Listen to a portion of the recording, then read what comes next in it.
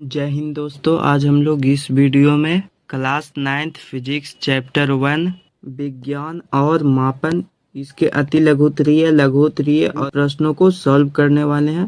तो इससे पहले अगर आप लोग हमारे इस चैनल पे नए आए हैं तो चैनल को सब्सक्राइब कर देंगे और वीडियो को लाइक कर देंगे। तो चलिए अब हम लोग इसके अति लघुत्तरीय प्रश्नों को सॉल्व करते हैं। तो हम पहले नंबर प्रश्न है कि विज्ञान क्या है। इसका उत्तर लिखेंगे कि सावधानी पूर्वक और क्रमबद्ध तरीके से प्राप्त ज्ञान को ही विज्ञान कहते हैं। इसका दूसरा प्रश्न है भौतिक राशियां कितने प्रकार की होती है, उनके नाम लिखें। इसका उत्तर लिखेंगे कि भौतिक राशियां दो प्रकार की होती है, पहला आधारी राशि और दूसरा व्युत्पन्न राशि। तो यहाँ पे अब इसका अगला प्रश्न है आधारी राशि किसे कहते हैं। इसका उत्तर लिखेंगे कि वैसी राशियां जो स्वतंत्र मानी जाती है उसे आधारी राशि कहा जाता है, जैसे लंबाई, द्रव्यमान, समय इत्यादि। 4 नंबर प्रश्न है व्युत्पन्न राशियां क्या है। इसका उत्तर लिखेंगे कि वैसी राशियां जो आधारी राशियों के पदों में व्यक्त की जाती है उसे व्युत्पन्न राशि कहा जाता है। उदाहरण के लिए देखिए यहाँ पे क्षेत्रफल, आयतन, बल, कार्य इत्यादि। अगला प्रश्न है आधारी मात्रक किसे कहते हैं।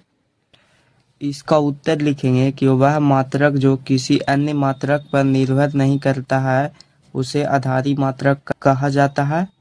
या फिर आप लोग यह भी लिख सकते हैं कि आधारी राशियों के मात्रकों को आधारी मात्रक कहते हैं।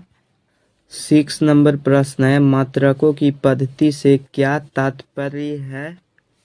इसका उत्तर लिखेंगे कि सभी प्रकार की राशियों के लिए मात्रकों जैसे आधारी तथा व्युत्पन्न के पूरे समूह को मात्रकों की पद्धति कहते हैं। यानी कि जितने भी प्रकार के राशियां होती है जैसे आधारी राशि, व्युत्पन्न राशि, तो उन मात्रकों के समूह को ही मात्रकों की पद्धति कहा जाता है। अगला प्रश्न है रेडियन और स्टेरेडियन किनके मात्रक हैं। तो इसका उत्तर लिखेंगे देखिए यहाँ पे रेडियन समतल कोण का है और स्टेरेडियन घन कोण का है। अब इसके बाद अगला प्रश्न है 1 नैनोमीटर कितने मीटर के बराबर होता है।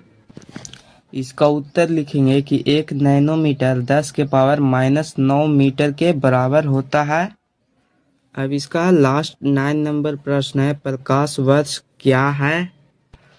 तो इसका उत्तर लिखेंगे कि एक वर्ष में प्रकाश द्वारा तय की गई दूरी को प्रकाश वर्ष कहते हैं। यानी कि एक वर्ष में सूर्य की किरण जितना दूरी तय करता है उसी को ही प्रकाश वर्ष कहा जाता है। तो अब हम लोग इसके लघु उत्तरीय प्रश्नों को भी सोल्व करेंगे। तो यहाँ पे पहला प्रश्न है किसी राशि के परिमाण के पूर्ण विवरण के लिए किन किन बातों का ज्ञान आवश्यक होता है, एक उदाहरण देकर समझाएं।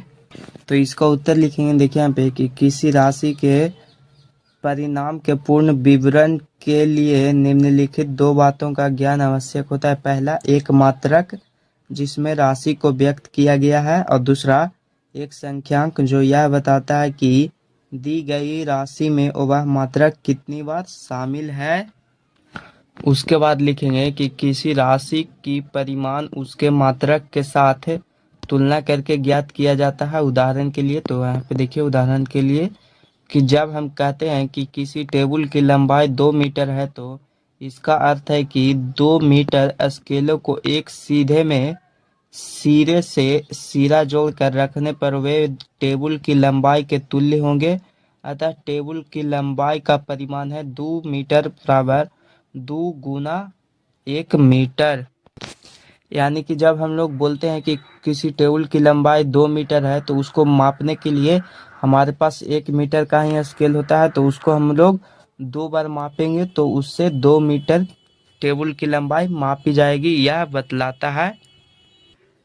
अब यहाँ पे देखिए दूसरा प्रश्न, आप लोग अगर अभी तक भी इस चैनल को सब्सक्राइब नहीं किए हैं तो सब्सक्राइब कर लेंगे।